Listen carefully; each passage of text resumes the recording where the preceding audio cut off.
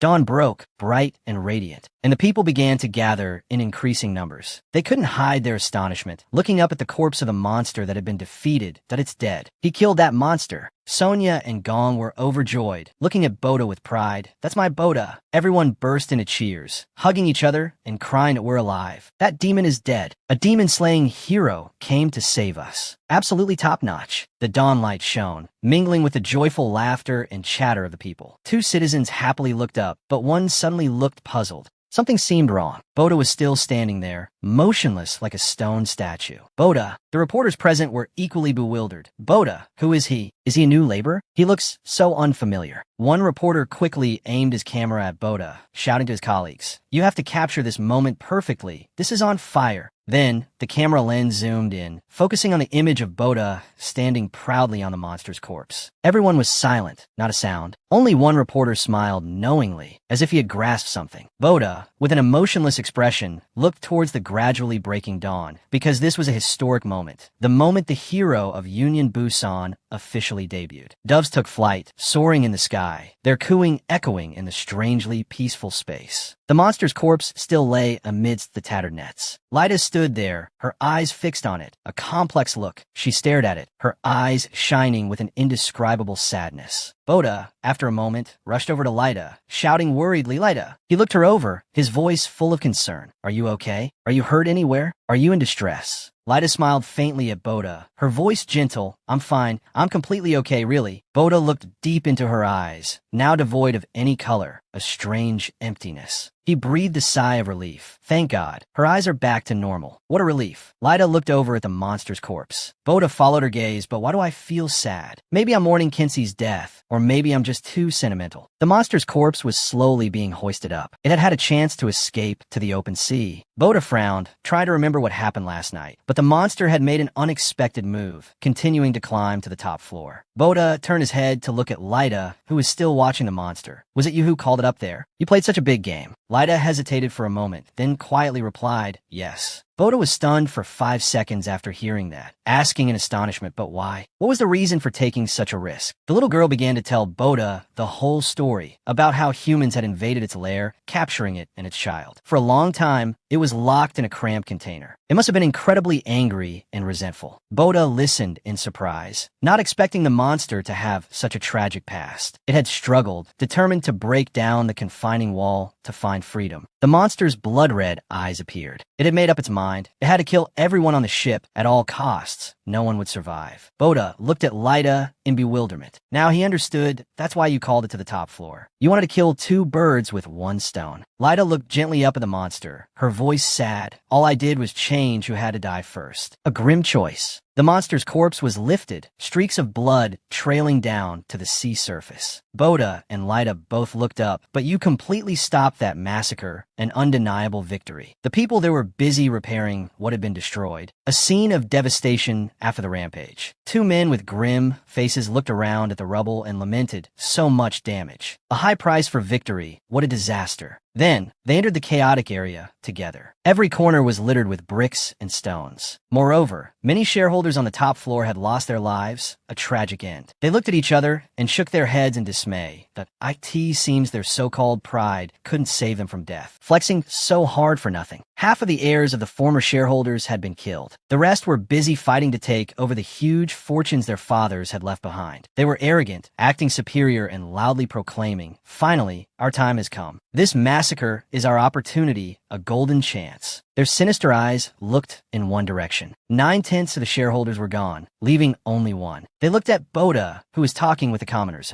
They observed Boda's expression that he's only 20 years old, the perfect age to be our puppet, a tasty morsel. Then a wicked smile appeared on their lips, their deep-set eyes looking at Boda. "We will whisper sweet nothings in his ear and make this ship ours." A malicious plan. Boda had no idea he was the target of an ambitious schemer who wanted to turn him into a pawn, that he's only 20 years old, the perfect age to be our puppet, easy to manipulate. He smirked, his face revealing a calculating and malicious expression. "We will whisper sweet nothings in his ear and then make this ship ours." A dark conspiracy was taking shape. In a hospital room, the injured were gradually recovering after days of intensive treatment. However, in another area, doctors were still fighting day and night, snatching patients' lives from the jaws of death. And they couldn't help but feel sorrow and torment when they witnessed the unfortunate lives that had been lost. Kana, the strong woman, was now lying motionless, relying on an oxygen mask to breathe. Boda and the doctor stood there, both silent, not a word spoken between them, only a heavy silence enveloping them as they looked at her, her entire body wrapped in white gauze. It was like a silent confirmation of Kana's slim chance of survival, a harsh reality. Looking at her condition now, Boda's eyes were filled with anxiety and worry. Kana, the doctor couldn't hide his helplessness, holding his forehead and sighing. She was very seriously injured, but what's more dangerous is that we've run out of disinfectant and bandages. The situation is critical. He looked into the distance, his face showing deep sorrow. There are too many injured people. We don't have the capacity to save them all. Boda followed the doctor's gaze, and for a moment, he was frozen, unable to speak. A long line of patients lay in the room, all waiting to be treated. If we don't have enough medical supplies, I'm afraid they won't be able to hold on until tomorrow. A bleak future. Even Kana, his close comrade, is deep in sleep. We have to use the few remaining supplies to save someone first. A truly difficult decision. The old burying the young. A heartbreaking scene like a mother having to witness her child pass away in pain. No matter how strong, one cannot hold back tears. It's something none of us want to happen, but now we are forced to make a cruel decision. A new day began. The sun had risen high, its warm rays shining down on a residential complex that was already desolate, now looking even more gloomy and eerie. Inside an old, dilapidated factory, a soft voice suddenly called out from a dark corner, "Sir." Two men in elegant suits, with a timid demeanor, slowly approached Boda and spoke. "We heard that you are in urgent need of medical supplies. Is that correct?" He turned around, looking towards the source of the voice, his eyes not hiding his suspicion.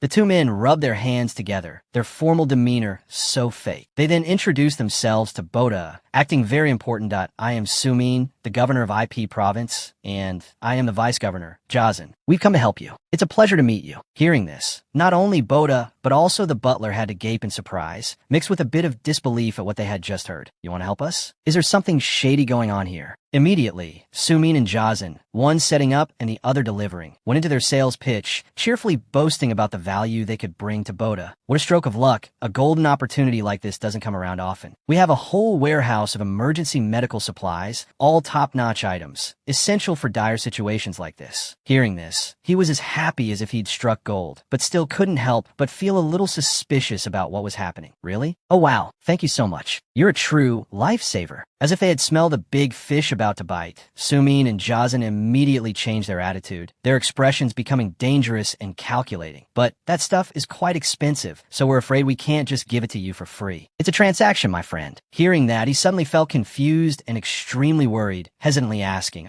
"So what do I have to do? Is there a way to make a deal?" Sumin, seeing this, pretended to be comforting, patting him and giving Boda a glimmer of hope. "If you could do a tiny little thing for me, we'll reconsider. You scratch my back, I'll scratch yours." Without a moment's hesitation, he immediately replied, his voice full of excitement. "Great, what is it? Tell me." The man spoke, revealing a cunning, wicked expression, along with a calculating smile clearly visible on his face. "Give us the right to manage the water consumption of Union Busan. Not a small request at all." After hearing this, he couldn't quite process it, confused by Sumin's request. So he asked, "Water? What do you mean?" Sumin let out a weary sigh, acting very helpless, because the shareholder who managed the water is dead. That also means that currently, no company is in charge of water distribution, a gold mine left untapped. As he sweetly persuaded, he quickly pulled out an agreement that Sumin had prepared long ago, a true opportunist. "If you give us this management right, we will ensure that the quality of the water is always at its best." How about it? A good deal, right? He was secretly pleased with himself, having arranged everything perfectly. Water is a golden goose. Once we get the water distribution rights, we'll be rolling in money. It will only be a matter of time before we become the third most successful entrepreneurs. A bright future awaits. Sumin held out the agreement towards him, unable to hide the anticipation in his heart. "Come on, kid, take the bait. It'd be a waste not to bite on such a tasty lure." Boda turned back to ask the butler, his voice a little hesitant, "Do I have the right to decide this?" "We'll be okay." The butler stood formally, bowing his head slightly to show respect. "Young master, you have a right. All decisions are in your hands." He continued to talk nonstop, flattering him, because you're the only remaining shareholder in this Union Busan, with absolute power. Boda was pensive, seemingly weighing the pros and cons of this offer. He wants to trade medical supplies for the right to run the water system. A do-or-die exchange. The chaotic scenes from before suddenly flooded his mind. Crowds of people jostling each other, holding buckets and basins to catch the water spraying from holes in the water tank. A truly pitiful sight. On another side, protesters held up signs and banners, fiercely demanding their rights. Water belongs to the people. Water belongs to the people, their chants echoing. He stared blankly, without blinking, still unable to give a satisfactory answer, his mind a tangled mess. Sumin and Jazin still maintained their fake smiles, patiently waiting for his answer, but they seemed to have noticed the change in Boda's eyes. In the dark, cramped, and severely dilapidated factory setting, Sumin and Jazin continued to whisper sweet nothings, trying to persuade him at all costs. Can I have a day to think about it? I'll give you an answer tomorrow. Okay? Just give me a little more time. We'll wait for your answer. We hope it's a wise decision. The butler closed his eyes, lost in thought. Just like that, the smell of money has attracted a whole crowd of swindlers. Money and trouble really do go hand in hand. Watching the backs of Sumin and Jazin gradually disappear, he couldn't help but remark, those people are cold-blooded businessmen. All they care about is money, ruthlessly pragmatic. The butler saw Boda sitting on the rubble, clutching his head, struggling with difficult choices, trying to make the wisest decision, and couldn't help but think, truly caught between a rock and a hard place. They're just the first ones. There are many others coming. Many more people will come, eyeing the young master's power. A power struggle is about to break out. At this moment, on his face, his eyes were clouded, filled with contemplative thoughts. The expression on the butler's face was no better, filled with worry and deep concern for his young master. He is too young and inexperienced to deal with people like that. I worry for both the young master and the young mistress living in this snake pit, a place full of lurking danger. Back in the hospital's recovery area, day by day, the empty white beds became more numerous, a frightening silence in a corner of the room. Boda and his 3 comrades were huddled together, analyzing and coming up with the most reasonable arguments to find a solution that would work for everyone, that we can just give them the water distribution rights. It's just water, what's the big deal? Another comrade heard this and chimed in, it's not that simple, Sonia. You think it's that easy? Kiho's face showed clear disgust as he thought of the scene of a crowd of ragged, tattered people being brutally beaten and cursed by soldiers. That's unacceptable. The company that held the water distribution rights 4 years ago arbitrarily raised the price of water to exorbitant levels. That was the trigger for all the subsequent riots. The image of Sumin and Jazin, with their cunning, deceitful faces, once again appeared clearly in his mind. IP Construction is a notoriously infamous company, involved in a series of scandals. Kiho looked serious, his voice a little worried. Giving them the water distribution rights would be like letting the fox into the henhouse. If you nurse a viper in your bosom, you'll get bitten one day, implying that this decision was extremely dangerous. Boda seemed to be thinking very hard too, sweat beading on his forehead. Maybe so. I'm racking my brain here. His eyebrows were tightly furrowed, somewhat showing the ambiguity and confusion in his heart. But right now, we really need those supplies. We're screwed without them. He clutched his head,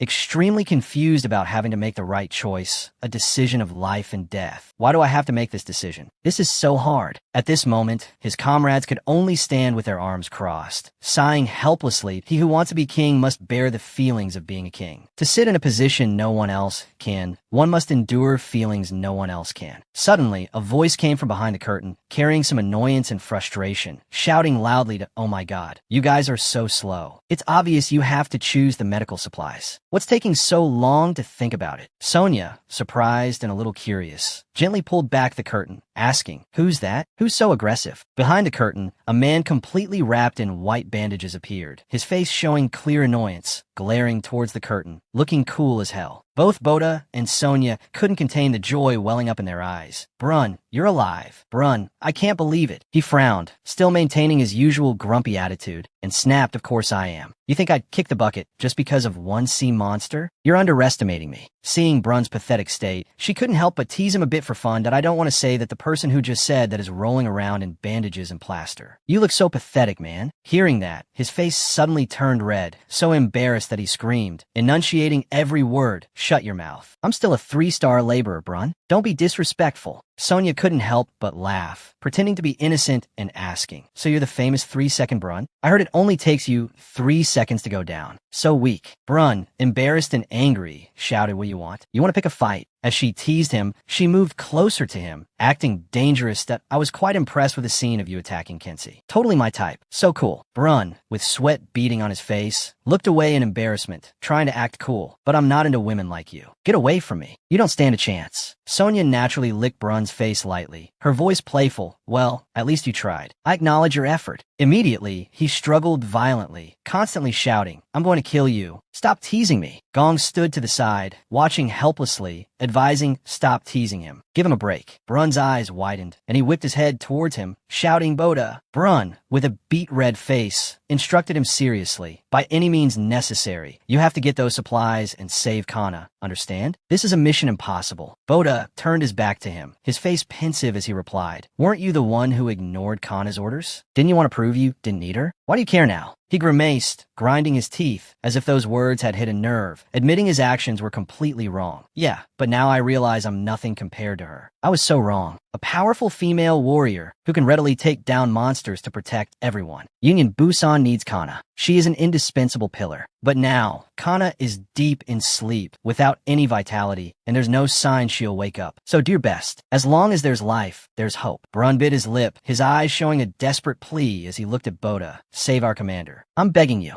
Boda's three comrades turned their heads, smiling as a silent agreement to Brun's plea. He also turned his head, smiling slightly, as if confirming that he shared the same goal as them. Outside, the sunset descended, painting a part of the sky red. They walked together, leaving a firm, decisive answer for Brundeel. Another new day began, the radiant dawn spreading, illuminating the space outside the factory. In a small corner of the workshop, a group of elegantly dressed people were looking around anxiously. Sumin felt a little uneasy, mixed with some curiosity. Why did he summon everyone so suddenly? Is something wrong? An old man with glasses, his face showing clear suspicion at the news he had just heard from Sumin. "You said he's the last surviving shareholder? Impossible." A middle-aged ant walking behind spoke up, reaffirming the authenticity of the rumor. "He is indeed the one in power right now, no doubt about it." The other person was curious about the mysterious figure said to be holding power and couldn't help but feel dizzy knowing that the young man had single-handedly taken down that giant monster. "I also heard he's the laborer who personally destroyed Kinsey. I heard he's huge, so badass." Another gossiper chimed in with some street-level information they knew about the new leader. "They also say he's the son of Narisa and Tianma." The drama is starting. The crowd suddenly fell silent, all eyes turning to a foot slowly approaching. The person who appeared was none other than Boda. He spoke sincerely. "Thank you all for coming. It's an honor." The atmosphere immediately became bustling. Everyone was confused, not yet daring to believe the person standing before them. They silently wondered to themselves, he just a kid? He looks so green." He stood in the middle of the crowd and began to present his intentions. "I have gathered everyone here to discuss the issue of recovering the losses from our ship's great disaster, an urgent matter." Boda, with a calm gaze and a composed but powerful tone, spoke. "First of all, I would like to address the generous offer that IP Construction has sent me. A very tempting offer." A man with a goatee in the group was stunned after hearing Boda's words that IP Construction? "You're not kidding." His eyes lowered slightly, as if he had made his final decision. "We have decided to accept your medical supplies." A bold move. The crowd stared in astonishment, completely shocked by Boda's decision. Sumin, in particular, showed a look of satisfaction, as if his plan had succeeded perfectly. Sumin smirked smugly, thinking to himself, "I knew it. How could he refuse?" It was a piece of cake. He and Jazin placed their hands on their chests, bowing slightly forward, feigning reverence. "Thank you, sir. So the water management rights will be ours, right? Let's seal the deal." Beside them, a middle-aged man with brown hair looked astonished. "Water management rights? Unbelievable." The other person felt a surge of surprise, thinking they've already started taking over power so soon. That was fast. Boda remained calm in the face of everyone's varied expressions, speaking calmly. "I do not have the authority to decide that." A complete reversal. Sumin's eyes widened, his face and body freezing as if he had misheard. What? His eyes looked straight ahead, without a hint of hesitation, not caring about their attitude, and continued as if nothing had happened. "From now on, the amount of water used will be managed by the janitorial staff in the engine room." A shocking decision. Jazin was completely frozen, falling into a state of utter confusion. "What? Impossible." Seeing the tense situation, the two of them quickly whispered into Boda's ear, trying to plead with him to change his decision. "But our agreement wasn't like this. You're not playing fair, my friend. Don't you need those medical supplies anymore?" He acted nonchalant, as if he wanted to do whatever he liked. "Of course not. I still want to take them." "Just kidding. Now, Sumin's face went blank. Oh, so it was a joke. As if realizing he had been seriously tricked, veins popped out on everyone's faces, expressing extreme frustration, silently cursing in their hearts.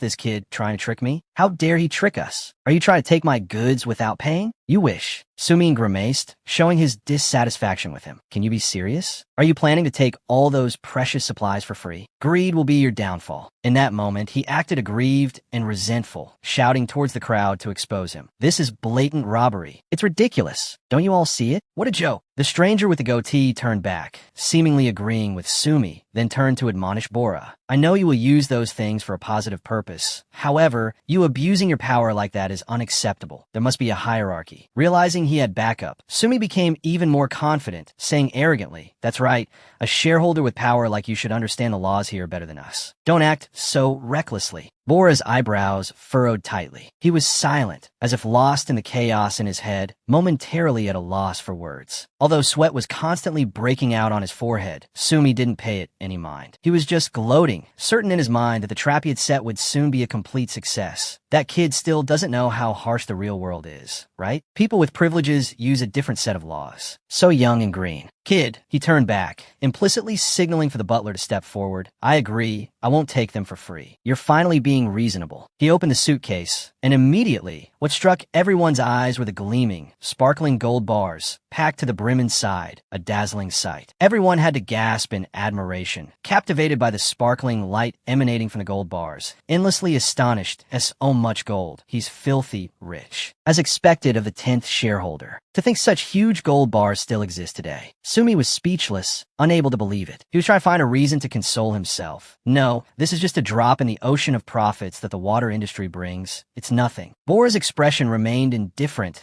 as he uttered an emotionless sentence. Is this enough? Enough to spend? Before Sumi could reply, his followers clamored, answering the question for him. This is more than enough. It's plenty. The butler looked at Boda and had a sudden realization. All this time, he had been playing the pig to eat the tiger. Truly a masterstroke. He watched the boy for a long while, then suddenly broke into a touching smile, mixed with a hint of pride. The medics cheered with joy. The medical supplies are here. Our savior is here. The infirmary was packed with hospital beds where the lucky surviving patients were being cared for. With the abundant supply of medical materials just provided, we have saved so many lives. It's a miracle. Boda felt a flicker of anxiety again. However, when he witnessed the image of the young girl still deep in a coma, Kana still hadn't woken up, his heart grew heavy again. She lay there, as silent as if she were just in a deep sleep, a long, endless slumber. A doctor shook his head, his voice full of concern. We have done everything we can. Now, everything depends on Kana herself. Will a miracle happen? Night fell, enveloping the ship in silence. Boda sat sorrowfully beside her, Kana. He held her hand tightly, his voice choked with emotion. You'll get through this. You'll be okay. Hang in there. Boda could no longer hold back his tears. They streamed down his face. You are the strongest person I know. Nothing can bring you down. His voice was filled with endless despair, Kana. The night passed by silently, carrying with it fragile hopes. Kana dreamily opened her eyes. She found herself in a white, ethereal space. Beside her, a familiar voice rang out, urging, "Wake up, Kana. Don't give up so easily. As long as you're breathing, there's still a chance." She sat up, and the person was none other than Tion. Kana was startled, uttering his name in astonishment. Tion. Kana held her head, looking bewildered. Why eye patch? I'm dead. Oh no, this is really bad. Tion quickly denied it. No, we are in your dream. You are still alive, don't worry. Kana breathed a sigh of relief. Oh, that's it. It turns out I'm thinking of you in my dreams again, really. She buried her face in her arm, her voice slightly embarrassed. But I'm still very happy to see you, even if it's just in a dream like this. I'm overjoyed. Kana's gaze suddenly became distant, remembering the past. I still can't stop regretting that day. A persistent remorse. Tion was silent, just standing there looking at her, his eyes holding many unspoken things. That day, Dohu was injured, screaming incessantly in pain. Tiama, Dohu, don't move. We have to stop the bleeding. It's very dangerous. He was enraged, screaming madly. I will kill you. I swear I will kill you. This is a feud that cannot be reconciled. All the soldiers were also relentlessly pursuing Tian. Tianma has escaped. If you see him, shoot to kill immediately, no mercy. In a remote area where the soldiers had not yet reached, Tian was leading his wife, trying to escape the pursuit. He looked ahead anxiously, his heart full of worry, while his wife was constantly terrified, not daring to look back. Kana was the first to spot them. Tianma. She was deeply shocked, unable to believe her eyes. Did you cut off Doha's hand? Why? What happened? He gritted his teeth, his voice full of bitterness. I had no other choice. A painful decision. He sheltered his wife. Behind him, he wanted to harm Narisa. Unforgivable. Kana was stunned upon hearing those words, her heart in turmoil. She immediately showed them an escape route. At the end of the ship, there's a small boat waiting for you. Go now, quickly. The couple hurriedly prepared to leave. Thank you. But suddenly he stopped, something holding him back. It turned out Kana had taken his hand, a surprising grasp. He turned back, and they stood there, facing each other, their gazes meeting with complexity. Tian dazedly called her name, Kana. She also stared at him blankly, speechless. They faced each other, as if this was the last time they would meet. The two of them were now looking back together at that fateful moment from the past. The person driving the small boat kept urging, Tian, hurry up. There's not much time. He was rushed, extremely anxious that I don't want to die yet. Give him a little time, please. Narisa gave an understanding smile, allowing them to say their goodbyes, a final farewell. Above, the two were still facing each other. Kana seemed to want to say something. She gently lifted her hand, then lowered it again. But in the end, Kana didn't say it, only whispering softly, go. She is waiting for you, Kana. A message full of hidden meaning. He turned away, his voice soft, I'm sorry, and thank you too. Words from the bottom of his heart. The small boat slowly moved away, leaving the giant Alliance ship behind. Kana's figure watched them in distress. She staggered, leaning against the ship's railing, her heart heavy. Kana looked back at that cruel moment. I have never stopped regretting this moment. An endless regret. Her voice choked, filled with infinite regret. I knew it would be the last time I could see you, but I still decided not to tell you my true feelings. If only. Tian, at this moment, also carried a tinge of sadness because his mind was always on Arisa, but anyway, this was just a dream, a beautiful but sad dream. Kana turned back, facing him, and it's my dream, a dream with just the two of us. She looked at Tian, her voice full of sincerity. I know you won't accept my true feelings, but Kana wanted to voice the biggest regret in her heart. Can I say a final goodbye with you? A small wish. Tian smiled gently, his voice warm. I already said, we are in your dream. You can have whatever you want. I'll indulge you. Kana began to recount. That day, she remembered the first time she met Tian, an unforgettable memory. Kana seemed about to cry, her voice trembling. From the moment you saved me from the refugee ship, I've had a crush on you. Tian was stunned by her confession. I have always loved you. A silent love. Kana's tears could no longer be held back. Streaming down her face, I have buried that feeling. A secret buried deep in her heart. She gently touched him one last time. Her voice choked. Goodbye, Tianma. A final farewell. Kana leaned closer to him, lightly standing on her tiptoes, a surprising action. Their lips gently touched. It was their first kiss, and also their last, a kiss etched in their hearts. The two kissed for a long time, lip to lip, passionate and tender, as if time had stopped, until the two slowly pulled apart. Kana's hands hovered in midair, as if trying to hold onto something. Finally, they gently fell onto the soft blanket. She was still deep in a coma on the cold hospital bed. The boy was stunned, frozen in midair, as if not believing what had just happened. He frantically raised his hand to cover his mouth. Boda was blushing furiously from the kiss, his heart pounding. Night fell, covering the ship in silence. Boda still sat there, beside Kana's hospital bed, his heart full of anxiety. He looked at her with concern, the girl deep in a coma. Boda softly called her name, his voice full of earnestness, Kana. He remembered the old days, when they were children, how that girl had risked her life just to save him and his brother. She had bravely stood in front, shielding and protecting them, the strongest and most sincere person he had ever known, a true heroine, even though her body was covered in wounds and blood. Kana's gaze remained steadfast, watching over and protecting the two brothers with all her strength. The first time they met, since that fateful day, the day she saved his life on that desolate island. Boda at that time couldn't hold back his tears. He had considered her the hero of his life, an ideal role model. He smiled faintly, a bitter smile. Boda whispered, looking at her, I've always been by your side, hoping I could become someone like you. A secret dream. Boda took her hand, his voice choked. Kana. He pleaded in anguish. Because of that, you have to wake up. Don't leave me behind. Don't leave us behind, please. A long silence stretched, enveloping the space in the dark night. Suddenly, she moved slightly, an extremely small movement. Boda immediately noticed the change. He hurriedly tried to call her name. Kana, can you hear me? Can't you? He leaned closer, tried to see clearly Kana,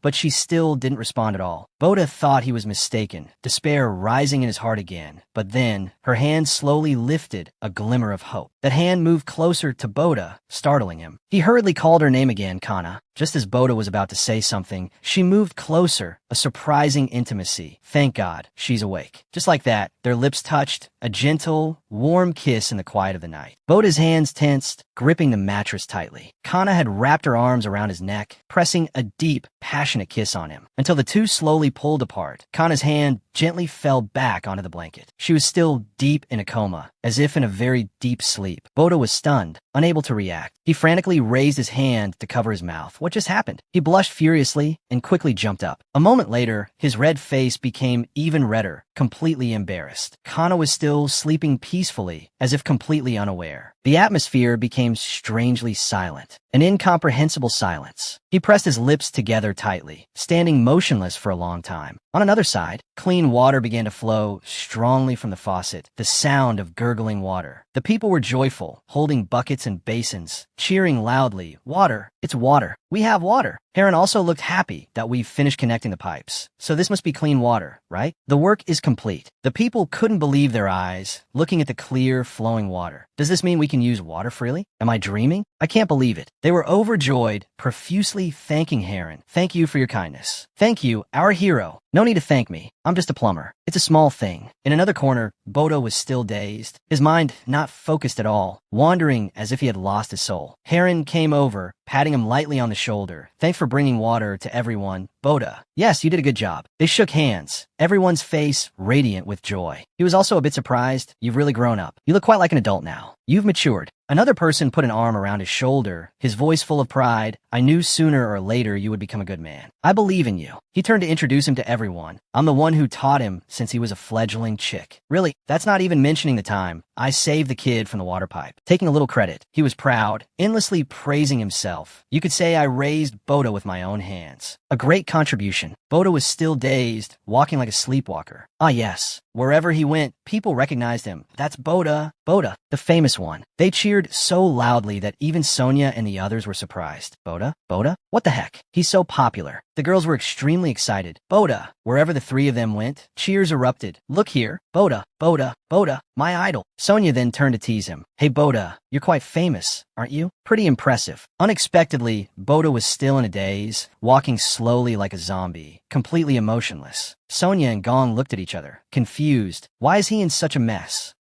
Isn't his face always like that? Doesn't look any different. Boda turned back, waved goodbye to them. "See you two later," and then took off. Then, as his foot stepped down the stairs, it slipped, and his whole body went flying down with a momentum, an unstoppable fall. Boda tumbled several times down the stairs. Sonia and Gong stood watching, speechless that I think that guy is acting. A professional actor. Boda paid no attention, scrambled to his feet, and then continued walking like a zombie, completely unharmed. Sonia frowned, her face wrinkled in displeasure. "I just found out they are plotting something. It smells of deceit." Gong showed interest, curious to ask, "Where has he been these past few days? So mysterious." She narrowed her eyes, glancing sharply. "Do you even have to ask?" "Of course, Kana. It's as clear as day." He looked down, confused, but she hasn't woken up yet. "So what's the point of visiting? It's useless." Sonia got annoyed and immediately found fault, scolding, "That's why people go to visit, you idiot." She remembered the days before, when they discovered the enemy, when the rescue team was assembled to track down Xenot's lair. Boda at that time, with a fierce look in his eyes, gritted his teeth as he watched. Boda had learned the news that Lita had been taken hostage, and the anger inside him boiled over, like a cauldron of oil for frying sweet potato cakes, hot as fire. Kana at that time still maintained her composure, watching and reminding, "Boda, calm down. You have to control yourself. Don't be rash." As she spoke, she casually patted his head, but right after Kana's advice, Boda just let out a soft sigh.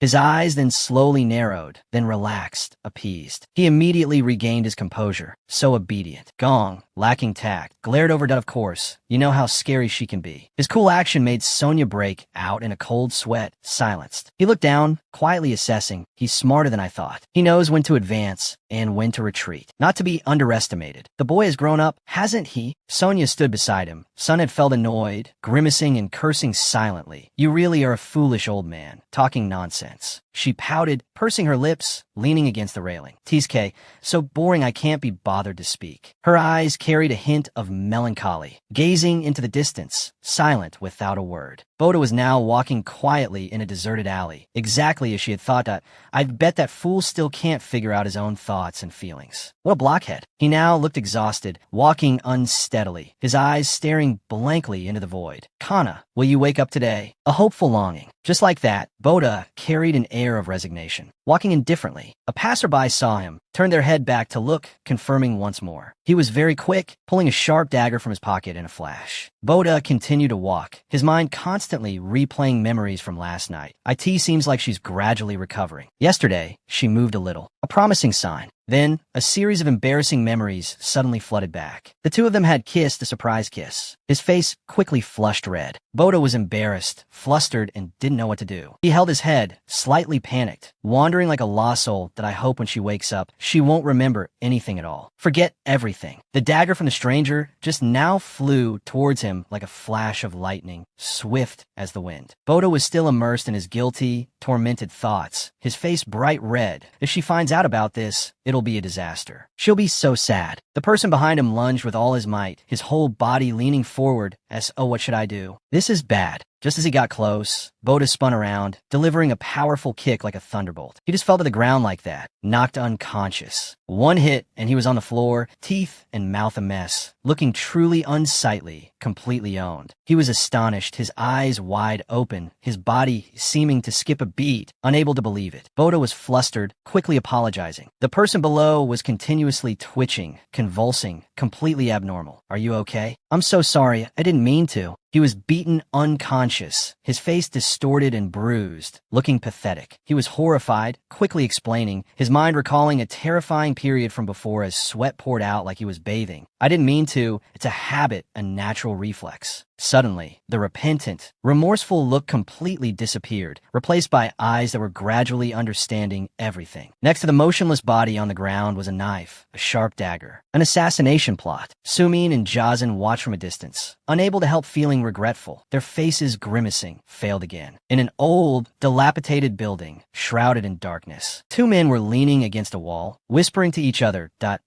failed. Just bad luck, forget it. Sumin grimaced, questioning his counterpart harshly. How dare a commoner like him act so high and mighty, daring to change the rules of the upper class? So insolent. Jazin smiled arrogantly, reminding him, we need to eliminate him before he gets strong. We must pull out the weeds by the roots. He smiled in agreement, then we'll have to do something special. Let's go all out. Suddenly, from behind, a strange rusty sound echoed, like fingernails scratching on metal, attracting the attention of the two men. From the pitch-black darkness, a light flashed, along with a haunting echo. Sumin was confused, still unable to guess who the opponent was. Who is that so mysterious? The sharp fingernails continued to advance slowly, unhurriedly, completely calm. The silhouette of a young girl slowly emerged, flickering in the faint light of sparks, a bewitching appearance. Both were so scared they were trembling, watching warily. Who is it? An uninvited guest. Horrifying, slimy tentacles wriggled from behind, slowly revealing themselves, a terrifying sight. They appeared before the eyes of the two men, as if with a powerful, haunting life of their own. Without a moment's hesitation, they immediately appeared right in front of Sumin and Jazin, a surprise attack they couldn't react to. The young girl with golden hair and sharp fangs glanced coldly. Death has arrived. Sumin was so scared he was terrified out of his wits, shouting, Narisa. Panicked, he turned and fled for his life. Sea monster, run now. She gave the two no chance to escape, controlling the tentacles to pursue them, chasing them relentlessly. Each verdant green tentacle shot forward rapidly. In just a brief moment, it had captured both of them. There's no escape. Then, they gently pulled back with force. A shoe slipped off a foot, flying far away. It lay still on the ground. Amidst the chaotic scene, a tentacle quickly spotted it. It carefully picked it up, and then, the entire hallway in just a few short minutes, was completely plunged into an eerie silence. The next morning, the dark hallway was soon covered in warm, golden sunbeams. Missing? Without a trace. The butler approached, offering his own judgment. The two of them have disappeared without a trace since last night. Did they just vanish into thin air? Sonia was angry, asserting with certainty, I'm sure those two were the ones who ambushed Boda. There's no doubt about it. Gong, standing behind, immediately interjected, reminding, after that, they fled, ran for their lives. Boda glanced around, carefully observing his surroundings, searching for clues. He quickly discovered long, sharp fingernail marks on the wall, a suspicious detail. The marks were very fresh, with an incomprehensible length. This detail left him stunned, momentarily at a loss for words. Oh, mysterious. Boda turned around, asking everyone around about Lita's whereabouts. Has anyone seen Lita? Lita? I haven't seen her since yesterday afternoon. She's missing. He was a little worried, reassuring himself, it can't be. It must be a misunderstanding. The new day continued to pass, but the worry in his heart continued to grow that it can't be. Something is definitely wrong. In a sealed compartment, the sound of anxious panting echoed from the head of a water pipe, a haunting sound. A figure covered in a cloak from head to toe cowered in a corner, trembling uncontrollably. Nerissa was anxious, unable to catch her breath. Her eyes were welling up with tears, sweat pouring down like rain. Why? What is happening? The tentacles before her eyes wriggled ceaselessly. Why? Why me? Her face turned pale. She kept clutching her cloak in extreme panic. Why can't I turn back into a human? It can't be. At this time, in the cold, sealed cells of the prison, Dr. Fu slumped forward, collapsed on the old, dilapidated bed. He faintly glanced out, a tired look. Seeing the tall figure before him, he couldn't help but ask, who's that? Who's out there? Nerissa staggered, unable to stand steady, continuously pleading earnestly, help me, please. Half of her eyes had already transformed, becoming bizarre. Doctor, please help me. Save me. Dr. Fu was overjoyed, gripping the iron bars, shouting, you used that power. You finally succeeded. The girl lowered her head, her expression unhappy. I just wanted to punish those who bullied Boda. I can't turn back into a human. I don't want to. The girl tensed up, immediately shouting, please turn me back into a human. I'm begging you. Dr. Fu slowly refused, no. Nerissa's eyes widened, shocked and unable to believe what she had just heard. What? He gripped the iron bars, looking at the girl in silence. Once the birthmark has turned into the shape of a butterfly, there's no way to reverse it. That is destiny. Nerissa's eyes widened in astonishment, not knowing what to do upon hearing his warning that I can't turn back. It can't be. Dr. Fu spoke coldly, like a death sentence. Accept it. That is your fate. From behind, the tentacles shot out like a whirlwind, squeezing Dr. Fu's neck tightly, a fatal blow. Nerissa was furious, venting all her rage on him that I can't turn back. I have to live like this forever. Why? He trembled, struggling to reply, no, can't. He trembled continuously, his breathing becoming more and more difficult. You will gradually become a sea monster, become a more powerful and beautiful sea monster. An upgraded version. Dr. Fu seemed extremely excited as he mentioned this, his bloodshot eyes glancing down.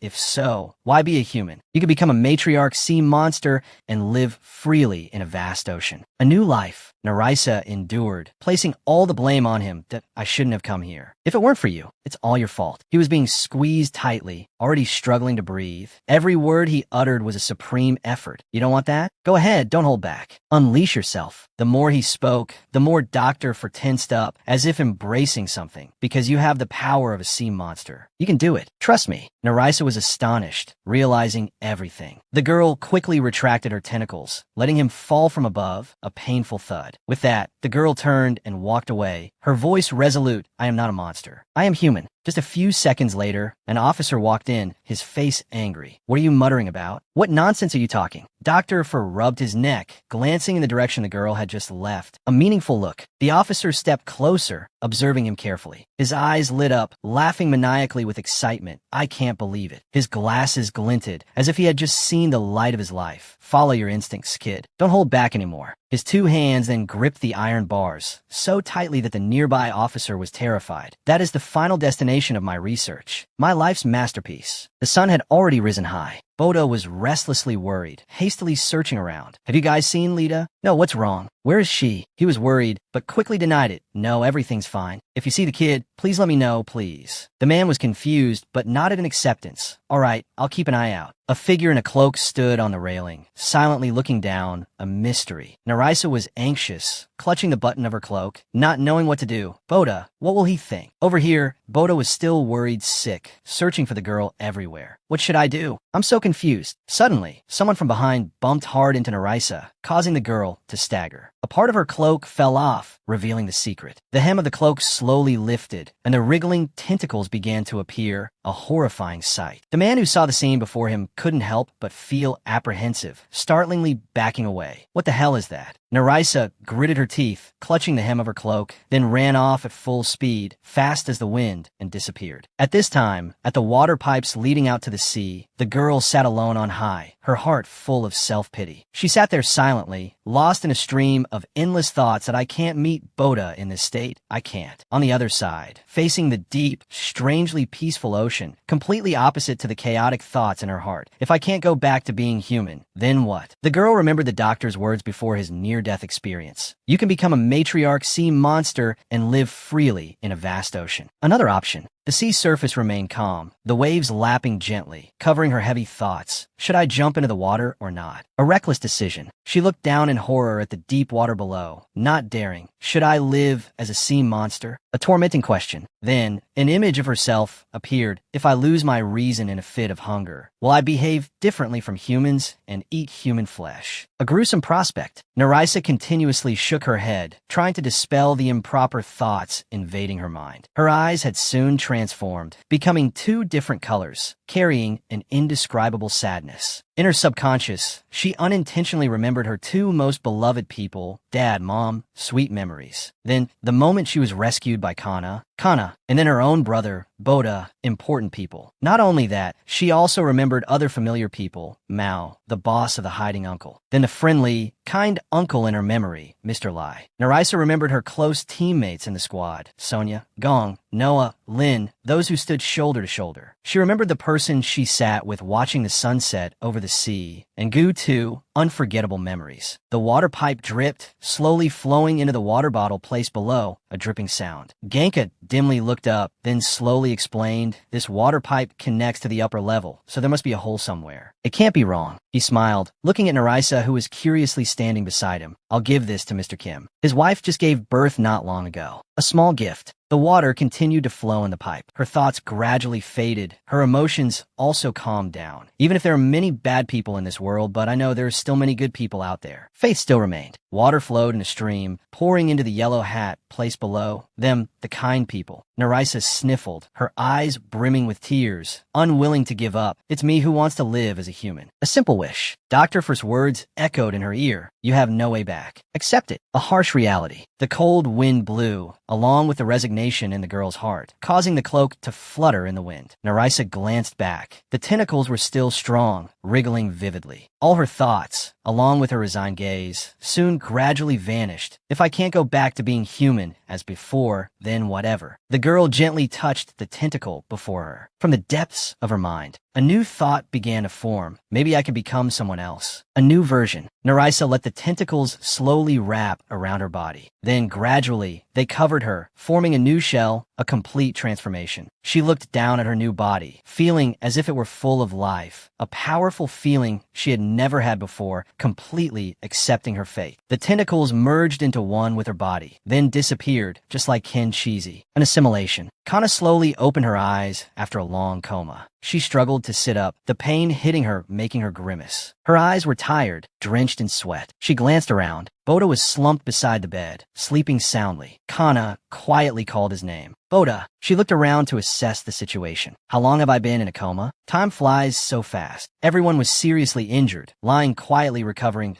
It seems Boda has defeated Kenchizi. He has protected everyone. A glorious victory. Kana bowed her head, her eyes downcast. Her hand then couldn't help but reach up to stroke his head, reassuringly. Boda, you did well. You're amazing. He groggily woke up, his eyes then opening wide, looking up sharply. Who is it? Kana was astonished, a hint of sympathy rising in her heart. Boda jumped up, startled, quickly getting up, not believing his eyes. She slowly called his name, Boda, a familiar voice. He was worried, holding his head in regret. I thought you would never wake up again. I was so scared. His eyes fell, gritting his teeth and blaming himself. I was so worried. I prayed every day, hoping you would be safe. She bowed her head slightly, as if guessing something sorry. Outside, a figure stepped forward, breaking the private atmosphere of the two. Kana, you have a visitor. Narisa, in her new outfit, looked at the two of them. Boda shouted, his heart greatly relieved. Lita, I've been looking for you everywhere. I finally found you. Kana smiled, relaxing. Lita, the girl quickly ran over, embracing her tightly, a warm hug. Her eyes were then filled with exhaustion. Kana, don't be sick, don't die. I'm so scared. Kana bowed her head, hugging the girl. Boda smiled, sighing helplessly, truly two sisters. He came closer, hugging both of them, a protective embrace. She was tired, seemingly having made up her mind that if I can't be human, then why stress? Her eyes flashed with something, a remnant of her latent power. Then I will be a sea monster. A decisive decision. At the old abandoned building, the water pipe was still dripping steadily, a desolate scene. Each drop of water was sparkling and clear. The water flowed slowly, falling onto the pure, white flowers placed under the hat, a purity. Genka's hat was still there, dim in the darkness. It was the vase for the lush clusters of flowers that I will be a sea monster to protect humans. A noble vow. In the hall, where important meetings were held, the first council meeting was held at Union Busan, a momentous event. The group on the right was noisy, arguing incessantly. On the opposite side, the other side was not to be outdone,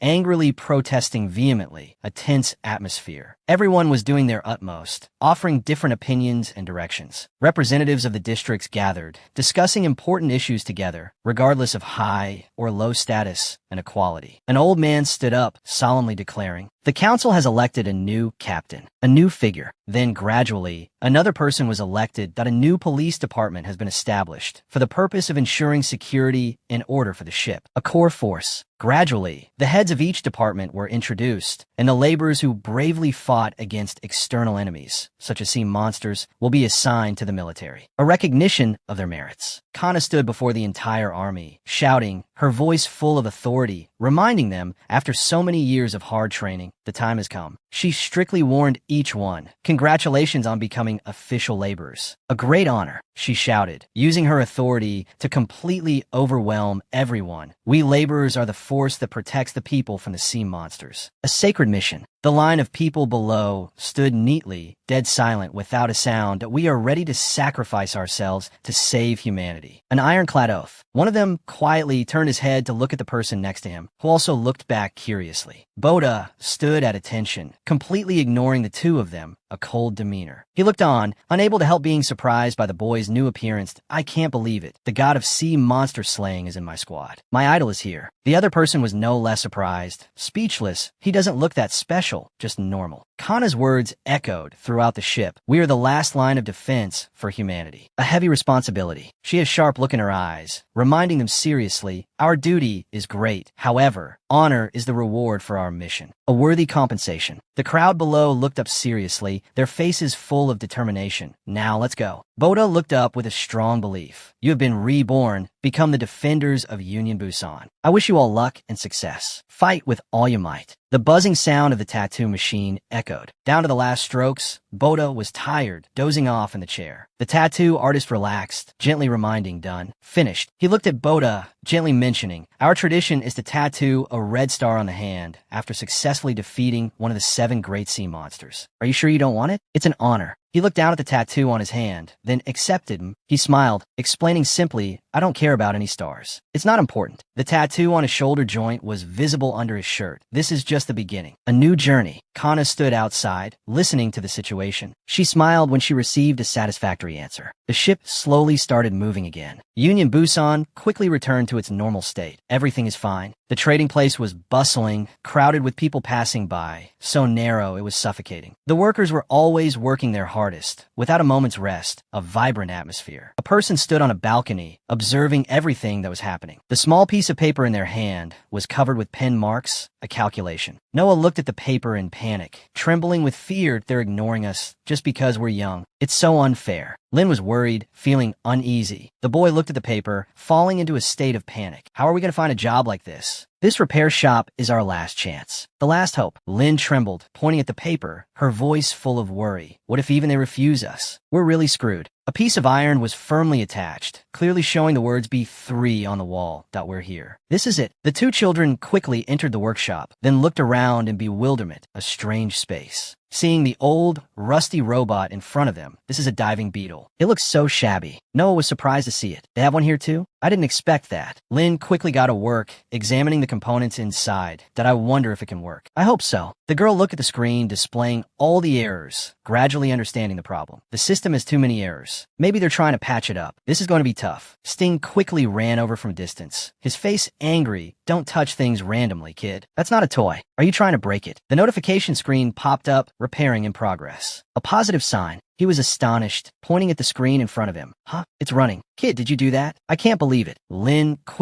hastily explained, the place we used to live also had one of these. I know how to fix it. Noah jumped up, piloting it excitedly, controlling the robot. The driver's seat is the same too. So familiar. The engine quickly started, powerfully soaring into the air, a spectacular sight, before the eyes of Sting, who was still astonished. The final restraining iron bar was finally removed. It's free. Noah fell flat on his back, but still had a bright smile on his face. This very impact caused the entire repair shop to become thick with dust. The confused workers turned their heads to look at what's going on. He hugged his hat, shouting, Mr. Sting, it's moving. It's a success. He was astonished, his eyes wide in disbelief. We've been researching for 3 years, and it's finally working. It wasn't in vain. The two children, with sparkling, adorable looks, asked again, Mister, can we work here? Please, mister. Sting immediately shouted, pointing decisively. Deal. Approved. He looked at the two children and then warned, now that you two are working here, don't even think about going anywhere else. Stay put. The two looked at each other, smiling vaguely, then, in front of everyone, hugged each other joyfully.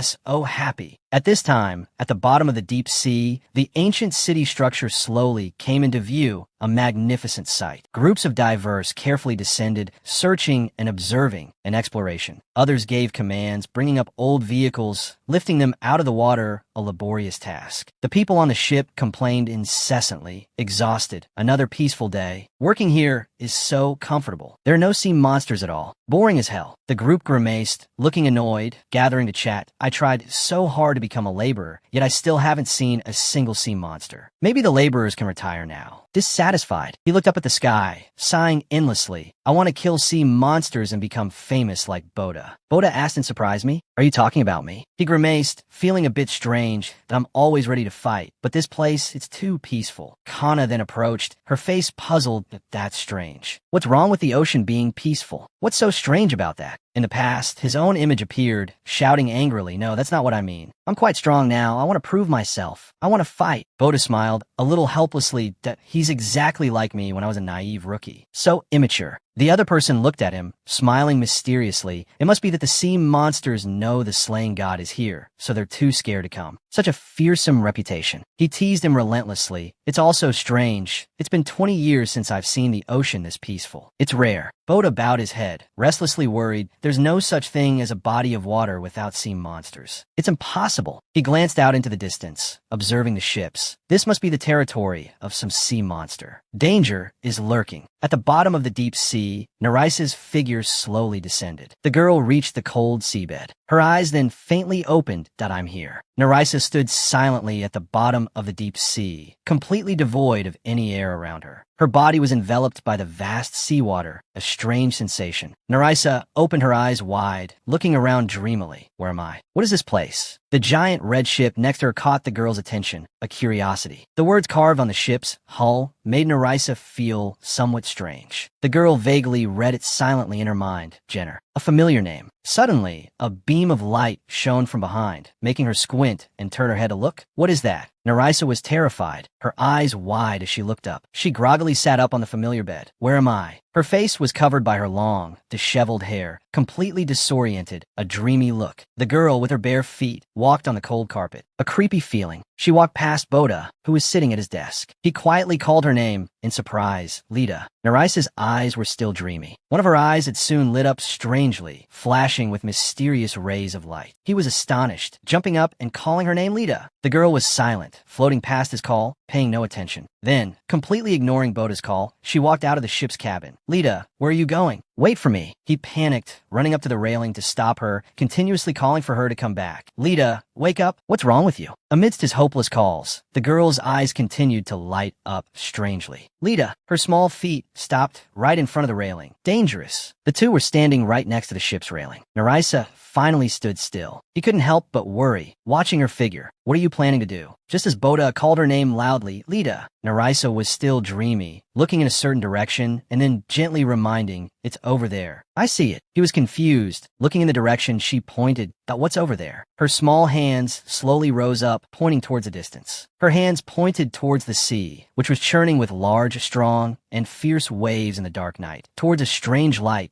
What's there? In the direction the girl pointed, very far away, the ship glided deeply in that direction, getting farther and farther away. Where is it going? The ship continued to head in that direction, a journey with no end in sight, heading into the dark night with the large waves and adventure. When it had gone far enough, the ship dived deep into the seabed, merging with the silent night, and disappeared. It glided past countless small schools of fish swimming in swarms, then sank into the dark, cold sea surface, another world. Next, the ship followed another direction, continuing its journey to the ruins of an ancient city, a new discovery. Passing it, the ship approached a place where other ships were resting at the bottom of the sea, a giant ship graveyard. A dreamlike scene slowly emerged, the red ship named Jenner. This is it. The words carved on the ship's hull had long been rusted by time. Along with the old ship, a glorious past. The ship glided past other old ships, their tattered sails covered in moss, a desolate sight. In the distance, a red glow lit up in the dark night of the ocean. The closer it got, the brighter the light became. What is that? Through a large rock blocking the front. The red light flickered like crystals, ethereal,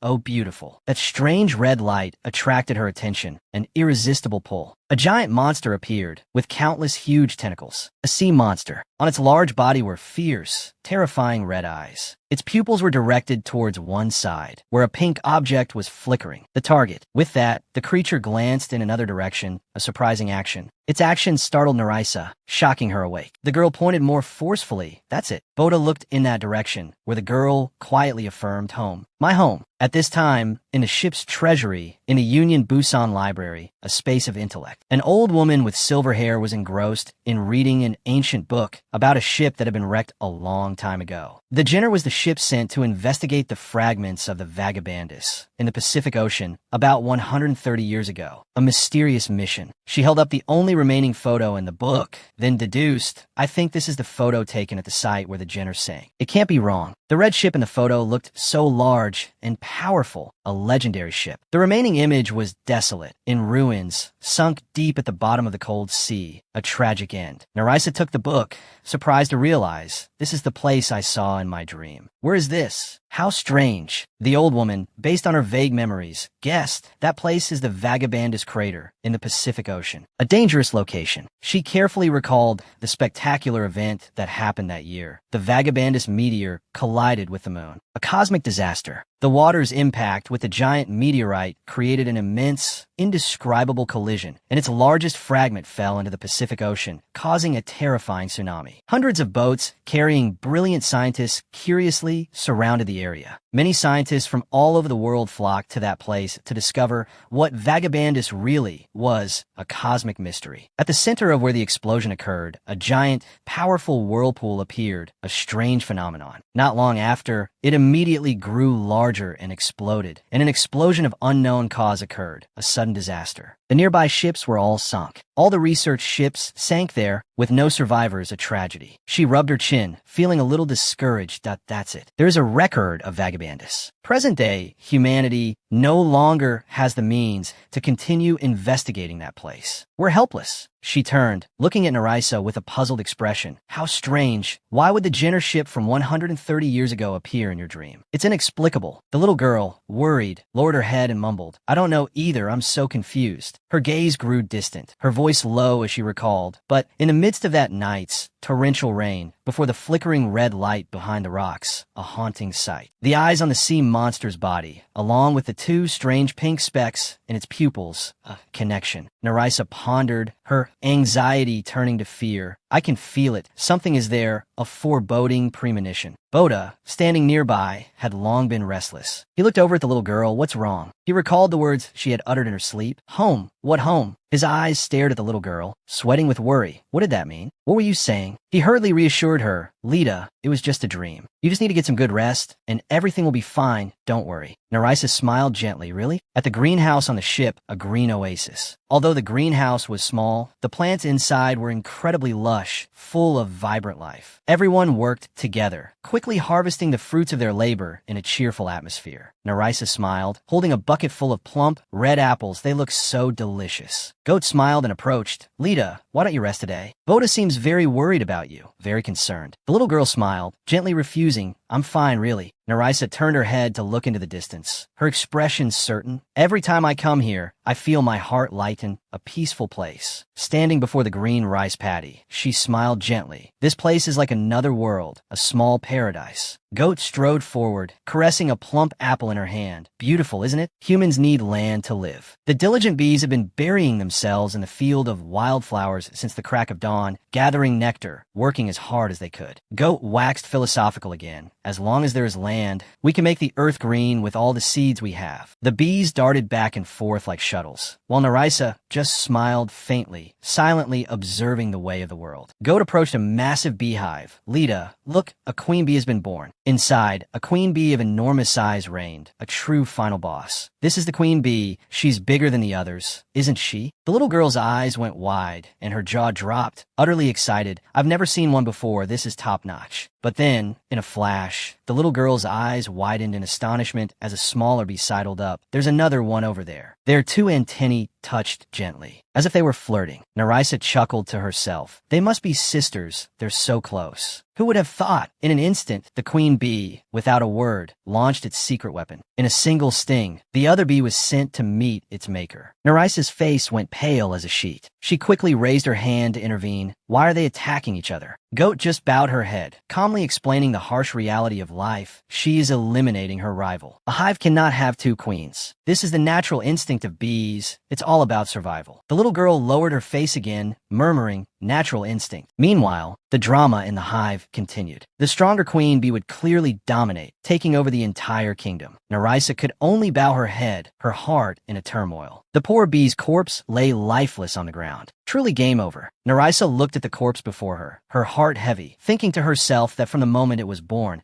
its fate was sealed with a one-way ticket to the afterlife, truly cold-blooded from the egg. Suddenly, she felt a shift. The space around her instantly reset into an endless place of only two colors, looking utterly bizarre. Startled, the little girl shot up. What is this? Right behind Nerissa, a shapeless, distorted sphere squirmed incessantly. Then it began to transform powerfully, shaking the very space around it. In a blink of an eye, it had become a grotesque creature with a tangled web of blood vessels, a sight that could cause trauma. Nerissa turned, her eyes wide, silently observing the loose, unstable thing. The little girl was bewildered. Who are you? The creature slowly brought its head closer, its black, empty eyes like black holes in space. Its body kept swelling larger and larger, while its head and face remained glued to the little girl, scrutinizing her every move. It struggled to form words, speaking while staring and moving closer. Its mouth slowly gaping open, a sickening sight. Nerissa's face turned ashen, her eyes wide as she stared at the grotesque creature before her, her heart pounding as if it would leap out of her chest. It stared at the little girl, repeating, found. Its eyes were identical to the deep-sea monster from her nightmare. You. Nerissa was so scared her limbs went weak, frozen on the spot. The thing loomed closer, its haunting voice echoing. You are the one. The little girl, terrified, screamed, "Go away." Instantly, the vision before her eyes vanished, fading away until only a few specks of light flickered in the air. Nerissa collapsed, looking at the ravaged grass before her, her eyes filled with fear. Bewildered, she had no idea what the hell to do now. Goat, seeing this from a distance, was frantic with worry and rushed over. Lita, what's wrong? Are you okay? Nerissa, looking dazed, mumbled from her throat, that wasn't a dream. The signal from the ship's radar detector suddenly blared, catching a strange wave in a flash. The pilot's jaw dropped as he stared at the flashing notification in front of him. Turning sharply to the captain, he stammered, "Captain, come look at this, sir." In the distance, a faint black shadow slowly appeared. It was clearly an approaching ship. The massive silhouette of the ship gradually emerged in the dim sunlight. The ship from the little girl's nightmare was slowly approaching. It was the red ship, the one that was supposed to be resting at the bottom of the sea for 135 years. The name Jenner was clearly visible on its hull, causing Nerissa, who was sitting on the grass, to panic even more. Her eyes were wide open as she mumbled, "It's coming." Then she scrambled to her feet and ran for her life across the deck. Nerissa was terrified, her eyes wide as she stared at the approaching ship. The situation was as tense as a drawn bowstring. The large and small fish in the sea also began to stir, racing to the surface. Beneath the little girl's feet, the seawater thrashed wildly against the ship's hull. The fish competed to open their mouths, snapping and thrashing about, looking like an underwater dance party. The people on the ship looked down in confusion. "Look at the fish, what's wrong with them? Are they going crazy?" Nerissa quickly gripped the railing, her eyes glued to the ship that was getting closer and closer. Her eyes were full of worry. It's coming. Her heart was on fire, her pulse pounding as she watched the ship slowly approach. Through the pilot's binoculars, the ship appeared in sharp detail, down to every last bolt. The captain tried to remain calm. "Any signal?" The other man quickly replied, "It's not responding, sir." Completely silent. His forehead was drenched in sweat, his face filled with confusion. Where did that ship come from? Is it a ghost ship? On the other side, a piercing scream rang out. "Captain, it's an emergency distress signal, SOS." The captain quickly turned, speculating, "Is it from that ship?" But the other person shook his head vehemently, "No, sir." Then from another channel, a faint, crackling connection came through. From the ancient speaker, a desperate SOS call rang out. "Mayday, Mayday, this is the floating city of New York. We are under attack by Sutton. I repeat, the floating city is under attack." Hearing the name Sutton, the crew members' faces turned green. The largest floating city is under attack? Sutton? We're doomed. A brand new signal came from another channel. "We've just received a new signal. Captain, another SOS." The old speaker continued to broadcast mournful cries for help. "This is the ship Acroma. We are being attacked by Basra. Help us." Then from another side, a barrage of distress calls. "Union Nocho Elementary School here. It's in bus. Mayday. The trade port is being attacked by a kraken. Help me." The captain stared at the chaotic scene before him, stunned, his tongue tied. "This is Oasis Port. Help. There's a sea monster. It's one of the 7 great sea monsters. Help. Please. Someone save us." He trembled with anger, muttering, "Have all of humanity's largest bases been attacked simultaneously by the 7 great sea monsters? What is happening?" The captain quickly regained his composure, analyzed the situation, and turned back. The ghostly ship continued to advance leisurely, his face flushed with anger. Impossible. Immediately, he ordered the sailor behind him, "Hard to starboard. Turn the ship to starboard now." Then he shouted to everyone, "Stay as far away from that ship as possible. Do not approach." Their ship hastily turned, changing course in an instant. A ceramic cup on the railing tilted due to inertia and fell, shattering. Everyone on the ship was thrown off balance, their faces filled with confusion. The red ship, seeing this, immediately changed course as well, pursuing them closely. A crewman, his face pale, reported with a tremor in his voice, "The ship ahead has turned to port 15 degrees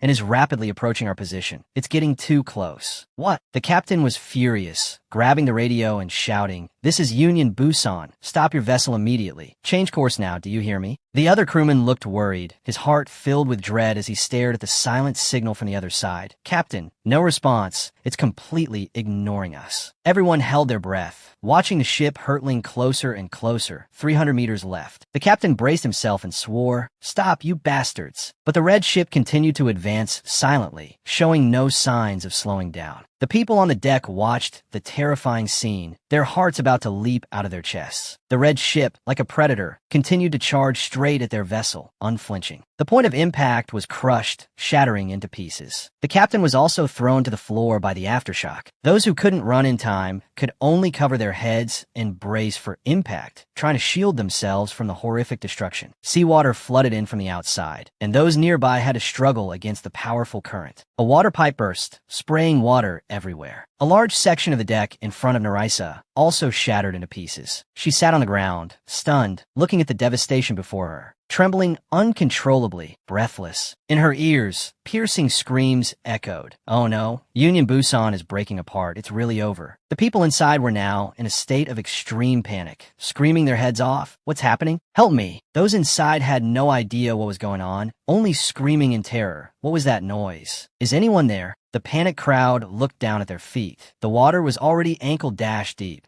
This seawater? Why is there water here? The red ship slammed into theirs, causing it to crack severely, looking like it was about to sink. Panic screams echoed everywhere. Water's coming in, run. The seawater surged in, sweeping everything away. Help! Someone save me! Those swept away by the water could only struggle in desperation, crying out for help. Those on higher ground tried to pull up the survivors. Get up quick! The panicked crowd fled in disarray. At this rate, we'll lose. We'll have nothing left. In areas not yet flooded, people scrambled to evacuate. Everyone, evacuate. Water's coming in. It's flooding. Run now. The ferocious seawater pushed deeper inside, to everyone's utter astonishment. An angry man roared, urging everyone on up. Get up, don't stop. The captain tried to remain calm and control the crowd. Damage report now. The sailor, his face pale, quickly checked the entire ship. Sections C3 and 4 are completely flooded. Water is now entering sections B3 and 5. This is bad. Realizing the situation was out of control and critical, he quickly gave the order, evacuate the civilians, seal off the flooded sections, hurry. Red alert sirens blared everywhere. A state of extreme emergency. The survivors struggled, rushing through the main gate. The bulkheads are closing. Everyone get out. There's no time left. The heavy iron door descended, blocking the surging water, but the water level continued to rise, higher and higher, sealing the escape route. Outside, in the breached areas, those who couldn't escape in time could only sink weakly into the cold water. Suddenly, a giant pink tentacle rose from the water, followed by a series of other long, writhing tentacles. Emerging from the deep sea, it looked like a true monster of the ocean. The experienced veterans quickly gave a signal. Open the drainage pipes, hurry. Once we lose Union Busan, we lose everything. There will be nothing left. Above the red ship, hundreds of tentacles were writhing, looking like a forest of hands beckoning death. He was so horrified he was speechless. The tentacles twisted and writhed, crowding the ship's side. The crowd could only stare blankly at the horrifying scene, unable to utter a word. He immediately recognized the dire situation and shouted, "It's a sea monster!" Then he quickly signaled for the people to run ahead. Get out quick! The pink tentacles continued to pour out, more and more of them, like a swarm of giant snakes. It easily pierced through the ship's thick iron hull, then slowly approached. The giant pink tentacle gradually lunged towards the crowd. It was one of the 7 great sea monsters, Guntuka, the terror of the seas. Goat Sonia's face turned pale, staring in horror behind her. A man no longer in his right mind, staggered and stammered. Where? He looked around dreamily, like a lost soul. Behind him, a giant worm was controlling him through a mass of white webs. Your queen. He stared back with wide eyes. Then in a low, trembling voice where the crowd backed away in fear. It's talking. Do you hear it? Elsewhere, those being controlled had completely lost control of their actions. That I will kill. Right behind Nerissa, a strange mass of matter suddenly transformed. It had a fluid shape full of tangled blood vessels. Its black, empty eyes stared at the little girl. The creature slowly approached Nerissa. It scrutinized her, repeating the phrase, found Nerissa was terrified. She screamed, begging it to leave. Instantly, the creature vanished, leaving Nerissa alone on the ravaged grass. She collapsed, looking at the desolate field before her, her eyes filled with fear. He cried out in pain, screaming in agony, "All of you just die." The innocent people were forced by them, their bodies becoming weak and useless until your queen. Their actions were completely dominated by the monster's power.